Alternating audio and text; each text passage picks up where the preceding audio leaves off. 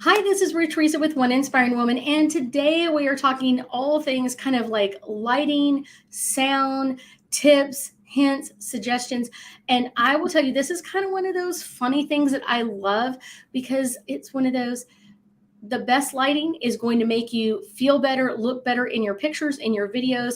And so we're going to talk about that. And we are going to have my videographer on. So I'm really, really excited for y'all to meet with her. Um, and kind of like, hello, Miss Karen. Hello, Dave.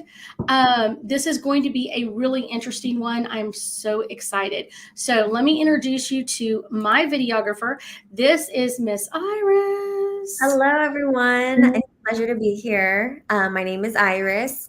I specialize in a lot of things related to media, specifically videos. I have a lot of experience in that, and I'm here to share some of that with you guys today. So we're so excited because I love Iris because Iris has kind of stepped up and helped me in my own business in helping me do like intros and outros and teaching me amazing things with media and things that I would have like probably not figured out in a long time and kind of like very easily like try this, do it this way, do it that way, and kind of just making a lot of things easier. But we're going to talk about like I would say like these are the basics. If you're doing a video shoot or if you're doing photographs, either way, these are the basics. These are the things that you really have to take a look at when you're doing this. Is kind of like this is what you've got to keep in mind. This is what you've got to really understand. And so that's kind of like ta-da, the cool part. So I'm really excited about that. Iris and I, getting ready for this, actually did a couple of videos, and so we like have a couple of those.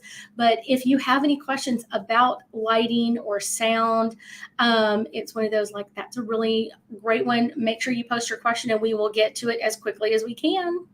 Yes. So I think we're going to walk through about 3 tips, some of the basics, and we're going to start with lighting. So, Miss Ruth, when you're ready, we can cue up that video that we have for them.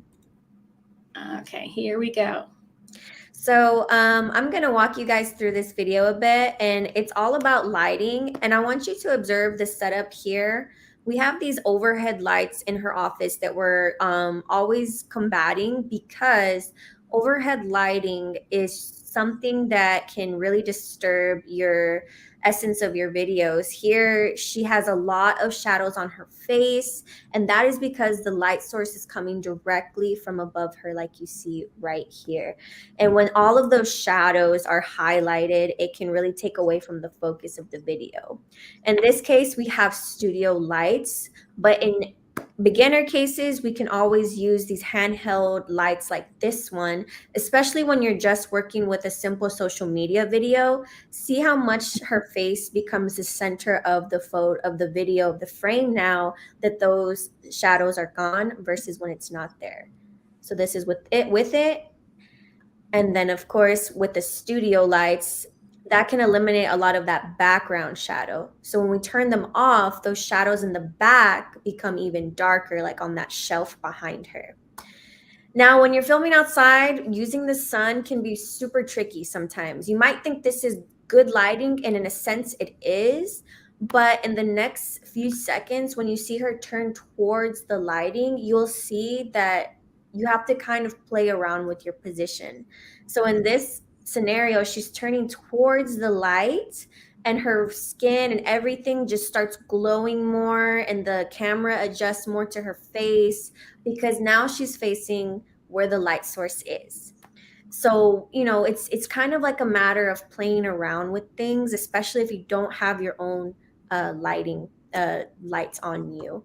And I know that Ruth also had some photos that she also wanted to share with So lighting as well. yeah, this is one. I was at a local restaurant and I went to the bathroom. And so, like in the hallway, and it's one of those, the lighting is actually kind of above me, but almost behind me. And so, when you look at it, it's one of those, it's really horrible picturing. You're just like, seriously? This is all the way in the shadow. The shadow picture looked better than the lit picture. So a lot of times, like just realizing like where your light source is, and sometimes behind you is better, sometimes in front of you is better, but you really have to play with a lot of that as well. I think that is one of the number one things to learn about like lighting is which one looks best for you and which one is going to look best overall for the picture of what you're doing. So that's kind of like, ta-da. Mhm. And also, there's different colors to lighting too. Sometimes it can be warmer, sometimes it can be cooler. I actually have kind of a live example with me with my light that I have right now. If I can show them, I will. Sure, definitely. Yeah. I love it. I love it. So right now I have like a mix on between kind of cold and warm light. But if I switch it around, you can see that it's warmer now. So when you in certain environments, and I have a green background, different tints and different colors are going to come out more than others. And this is like an extremely blue light, and it kind of makes me look like way too blue. So playing around with what looks right for you is a good idea. The strength of lighting also can sometimes wash you out versus give you more of that good exposure that you want. So you have to be mindful of that as well.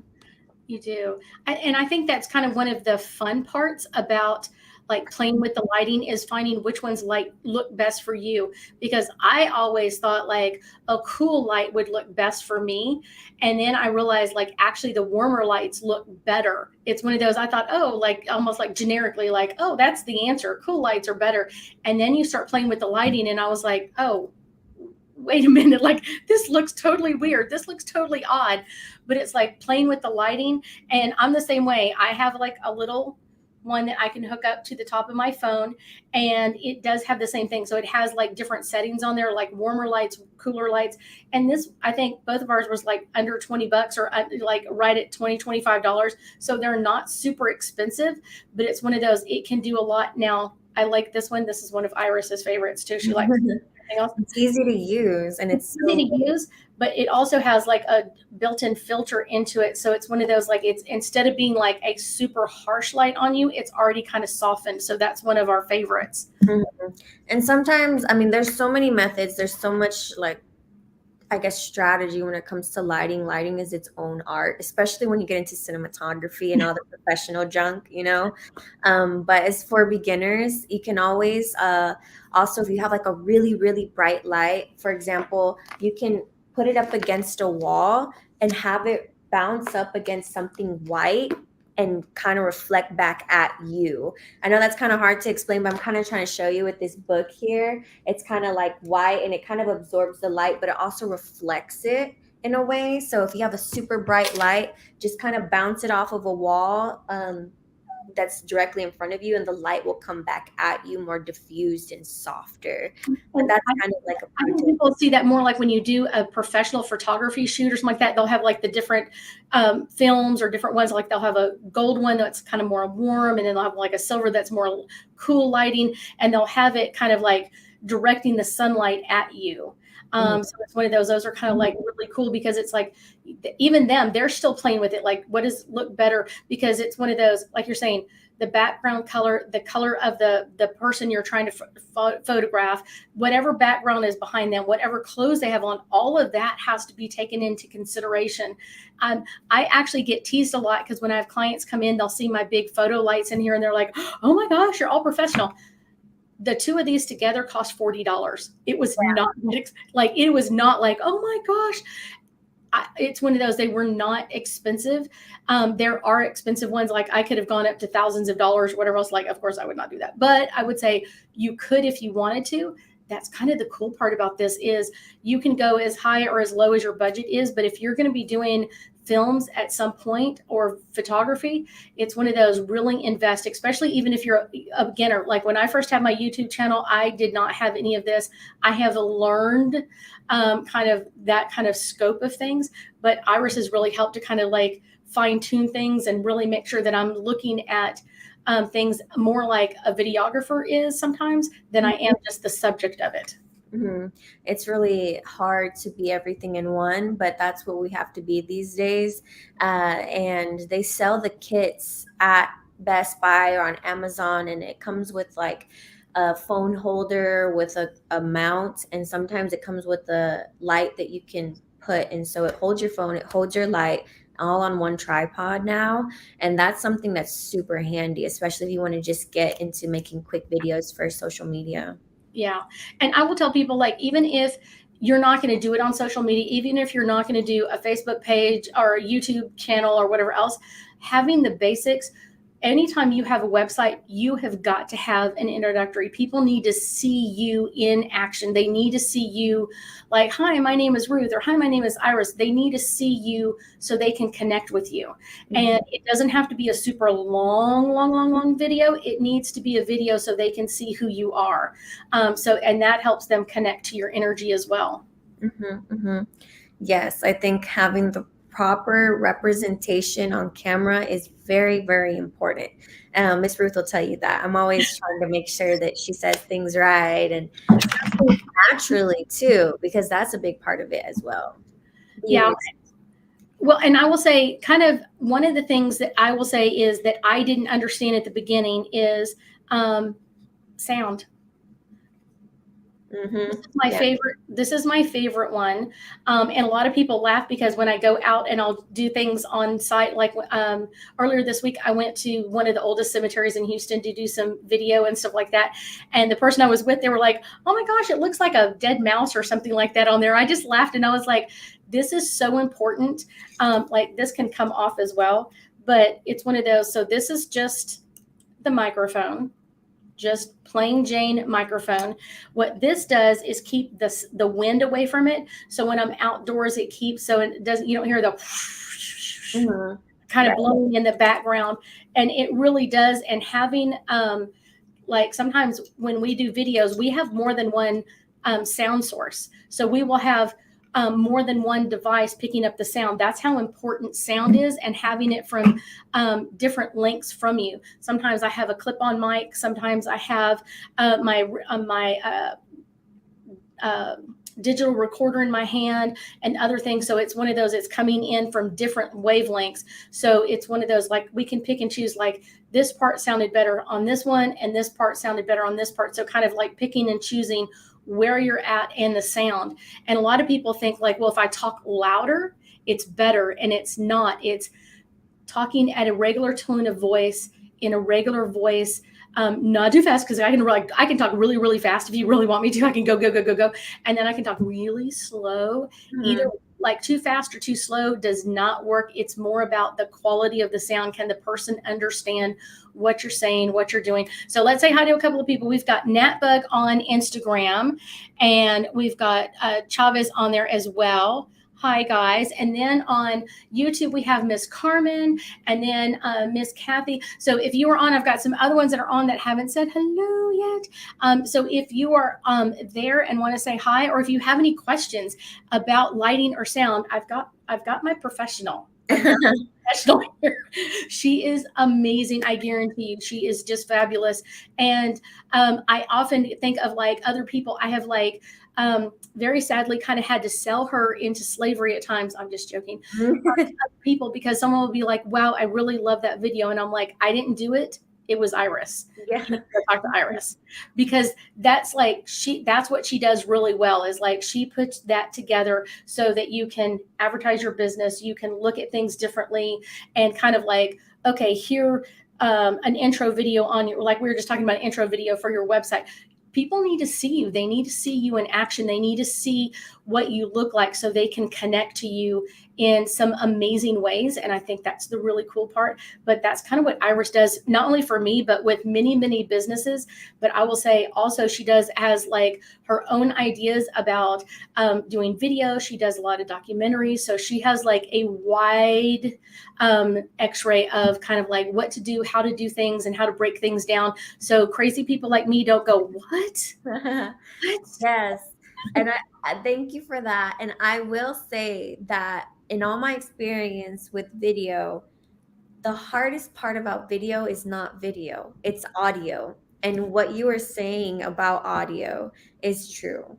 And I want to emphasize to people that that is probably the bane of every videographer's like existence, is the audio.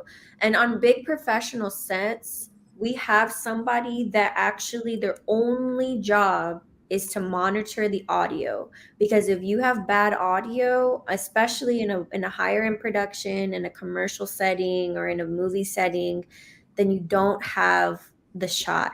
So you don't have it. You just don't. And it can be one of those frustrating things when you're first starting out because you can't hear or you can't monitor the audio while it's recording. And it might just happen that your microphone was off the entire time. Or sometimes it's on the wrong setting. So I've got Chavez on Instagram and says, Iris put my business on the map. I totally believe you. I'm like totally in love as well. And then I've got Carmen on YouTube and saying, I love what you said about colored lighting often have the opposite effect on what you expect. And I think that's kind of one of those like basics. Like people think, I was always like, oh my gosh, warm coloring is cool, coloring is better. I was like, no, no, no, no. So the opposite of it, and play with your lighting. If you're going to be doing photographs, if you're going to be doing audio and sound or whatever else, like make sure that you take those test shots. And so many times, like Iris will start a video and then it's really funny because all of a sudden we'll like stop and like just listen to this one more time. Do we have the sound? Do we have the lighting? Do we have everything going on? This is like, oh my gosh. Mhm.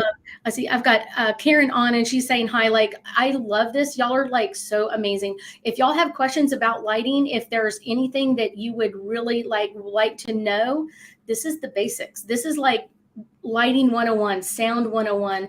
I always tell people, like, if you're gonna save money on any part of this, I would say save money on your lights. You want a good light, but it doesn't cost a lot. Like we were talking about, like our little lights. We can do something. You can do a lot with this. Where you've got to spend your money is the sound. This will make or break it. If you have bad sound, it's going to sound horrible no matter what. Mhm. It's one of those, like, you could make the lighting better. You can go into post production and flip around some of the lighting or fix a few issues. But sound, if it's bad, you don't have anything. You have I absolutely nothing. Yeah, and I just want to shout out to Chavez, Mr. Ray Chavez. Thank you so much for watching and working with me in the past. And I also want to say hi to everyone else who said hi. And I want to piggyback off of what you're saying about spending money on audio. I want people to understand that there are different affordable options, but you have to do your research on them. And there's a lot of YouTube reviews that can clearly give you the example of what you're buying before you buy it. But the top rated, kind of vlogger handheld brand would be Rode mics. And when you're just dealing with the basic cell phone with your videos, they also sell those microphones that attach to, and that's a Rode mic, which Ruth has. They have microphones that attach to your phone. And there's ways to attach these bigger microphones to your phone as well. But I will say that if you're going to start out shooting with a handheld camera, I'm actually going to grab some of my stuff here in a second. But before I do that, I would say that using a shotgun mic, not the actual kind of shotgun, but they call it shotgun mics, is the best kind of mic to use when you're starting out because it points in the direction that you're shooting and it only picks up what you're shooting. So what Ruth had there is a mini shotgun mic. That's technically what that is. It's shooting in a direction and it will only pick up that sound. I'm gonna grab it real quick and I'm gonna show you guys and I'm gonna go ahead and let Miss Ruth. One of the things that Iris and I have found that we have to have a million of, and these are called hot shoe mounts. And this is what attaches to the bottom of your lighting. And then actually, it's also what attaches my Rhodes microphone to my cell phone mount. So this is what is hooked on here. And I will tell you that if you start doing a lot of sound or, photography or anything like that, get a million of these. Like literally, I got a package of 20 and I'm like, still like, it's gold. Yes, because you have a lot of devices. Sometimes when you're working with multiple microphones, you have to have them all when you're in the field and you're kind of shooting by yourself in the field, it's a lot to carry everything. So having these shoe mounts like this and having a place like a handheld kind of stabilizer like this, it has 3 shoe mounts on it so it can hold your lighting, your audio and maybe a separate audio or a separate secondary light or something like that all in one, so that you're not kind of like juggling everything in your hands. But those shoe mounts are needed to make that A work. lot. Yeah. So this is actually like one of these stabilizers for your phone that Ruth was able to get for us, and it's helped a lot because it's super handheld, and you just put your phone right here and you just point at it and you shoot it, and you can connect your microphone to those mounts, and it's a very great beginner kind of handheld situation when you want to go out and shoot, especially when you're just beginning. I think we took that when we went to do the ghost tour at the Galvez, Yeah. because she was able to kind of like literally move around and kind of get different angles very easily. So it looked like almost like very professional, because it's like she was easily able to like to swing in different directions. So you could kind of get like a swing of like the room that we're in easily. Like if someone started pointing up, then she could easily like point up, but she could still stay focused on what she was looking at, and the lighting is following wherever she's going, and wherever the sound is, that mic that she has is pointed straight towards that thing. So it's like boom, right on whatever was picking up, or if she was talking to a client, or if she was listening to us talk at the Galvez, Melissa or I, it's like she's able to focus in that. So even if other people are talking, it's able to pick up our voices over everybody else's. This is a great brand. It's called Trackstar. Tackstar. Sorry, I think that's a K. Mhm. It's close to the quality of a Rode. It's not as good, but it's affordable. So if this is something that you want to do and you want to just try it out, I highly recommend starting with the Tackstar shotgun mic, and just connecting that to your actual camera is good. You have to have a specific kind of adapter to have it correctly attached to your phone. So there's a lot of technical things that come into play once you get more into the thick of it. But I will say this is a great mic to start off with your cameras. Yeah.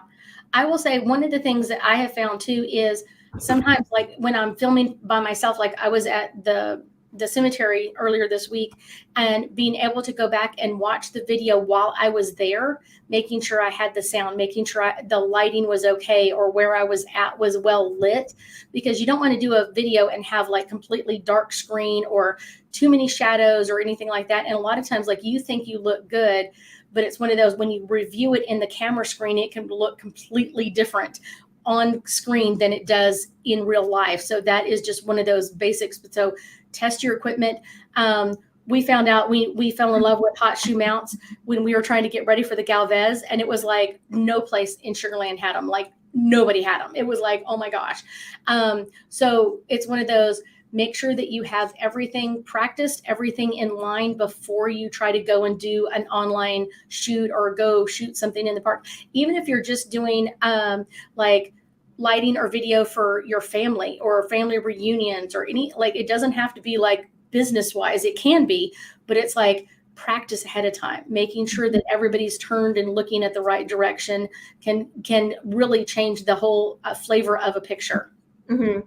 And I think that the next part about setting up the picture right would be your framing. So, a lot of people, when they're first starting out with interviews or with taking pictures or with any type of video, is they neglect the framing. So, one thing that a good term to start off with, it's like easy to remember, is headspace. So, when you talk about headspace on framing, it's the space that is right above your head. So a lot of people sometimes will give you too much headspace, and it looks like you're drowning in the video and you're no longer the center of the video. You're almost like at the bottom of the video when your framing is not done properly. A good place to be at is right in the middle of your frame and not having too much headspace.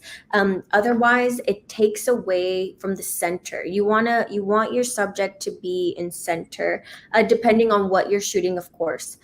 And then I would say there's something called the rule of thirds, and that's a little bit more technical. But when you are doing interviews, the frame, you can think about it, is in three sections. So one, middle, three. So right, middle, left, right? So everything is sectioned into three like grids. And wherever your subject is looking, so let's say you're interviewing me and I'm looking this way, you want to make sure that I'm looking into empty space. You don't want me to look this way and have me kind of like all the way over here and like looking this way, because now there's all this empty space behind me and there's like, what is she looking at? She's looking at the wall, or she's looking, at the end. But when you open it up like this and you keep the rule of thirds in play, it's a much more natural looking video. And that goes the same way if I'm talking this way to the left. Again, I'm like suffocating over here on this side, like there's no space. You want to make sure that all of that open space is there, whichever way that they're looking. That's the simplest way to describe the rule of thirds and pretty much headspace and framing, because I see a lot of people doing crazy stuff with their phone sometimes. Well, one of the things that I found on my phone, there is a way to put the grid on your phone. And so when I video anything, I have the grid on there. So I'm a little, maybe I'm not as professional as Iris about that, but I will tell you, knowing where your middle is going to change a lot of things. So I always have the grid on my phone, no matter if I'm taking selfies with my family or I'm playing with something or I'm actually doing a video that's going to become something on. It's one of those, having those grid lines on your screen is a lifesaver. It is so hard. Thank you, Shelly, for joining up. If y'all are, I've got a whole bunch of people on. If you haven't said hi, stop by and say hi. If you have any questions about lighting or sound, or I'm saying, it's like spacing, is like, definitely give us a shout out, ask us your question. This is one of the things that Iris is really, really good at, and we may have to have Iris come back and maybe give us some hints or some suggestions maybe about like a couple of different media, like how to post things or how to change things. If y'all have questions, definitely post them, and Iris and I will look at those. Maybe we'll have to plan something for later on in the summer. And you guys can always reach out to me on my website. It's my first and last name. I don't know if we have the ability to pin that up or something. I can put it on the side over here. So Ruth will put it up on the side, but it's iriscademy.com. So iriscademy.com.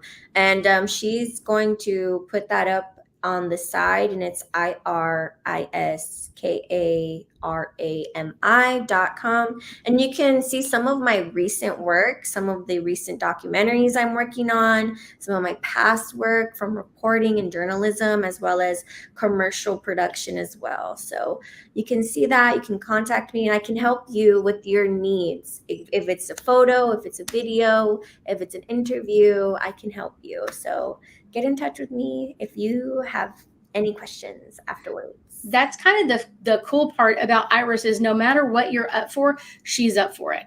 I have just found, like, I'm like, Iris, we need to do a video on this. She's like, okay, let's get it done. There is so many times that we are, kind of taking time. So I've just posted that. I've got it on YouTube, Facebook, and Instagram. All of them are out there. So I will tell you that kind of that's the cool part, is if you have something that you're really thinking about, or like doing your own business or whatever else, reach out to a professional like Iris, because that will change everything about your video. It will change so much about being able to have like a professional looking video. And I can tell the difference. Now, other people say they can't. I can tell the difference between a video I did and a video she did. Now, I still love Miss Iris. I love her so much.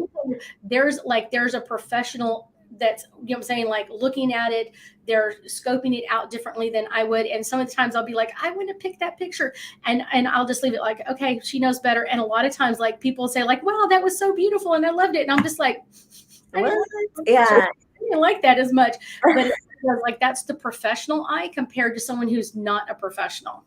And also someone who's not involved in the work. So when you're attached to your work, you're very involved in what you're doing. You can't see yourself from the outside. That goes for me as well. All of my photos I use have been taken by other people, because it's way better coming from an outside perspective. That's why it's always a necessity to have someone taking photos of you doing videos of you while you're working, because they can give you an outside perspective versus you trying to do everything. Sometimes the image can come out like a little less, I guess it can come out less like different. You don't try different things, you never branch out, or you can't see where you need to improve things. Right. I will tell you, that's one of the things that I think having the right people to come in and help you changes everything. And it's one of those, Iris and I have worked on and off together, even though she moved away and then she came back. It's one of those, but having someone give you that outside perspective of what you're, and to me, it's one of those. I've had her help with like family photos. I've had her help with videos and videography, and giving that assist, that outside viewpoint changes absolutely everything. Mm-hmm. I think y'all have anything else? We're right at time, Iris. Anything else you got to say? I think the best thing that I can say is, if you don't know how to, if you have a business and you don't know how to use social media, today is the day to do something about that. I think that when you don't tap into social media, you don't know how to use your videos or photos correctly, you're missing out on a whole lot of people. So, that's a thing I would like to leave people with and something to think about. And if you do need help with social media, you know exactly where to find me. Look at Iris. Not me. Look at Iris. She is amazing. I thank y'all so much for joining us tonight. And I know that we'll be talking again soon. Y'all have a great night, guys. I am so excited. I'm so excited. I'm so excited. Thank you, guys.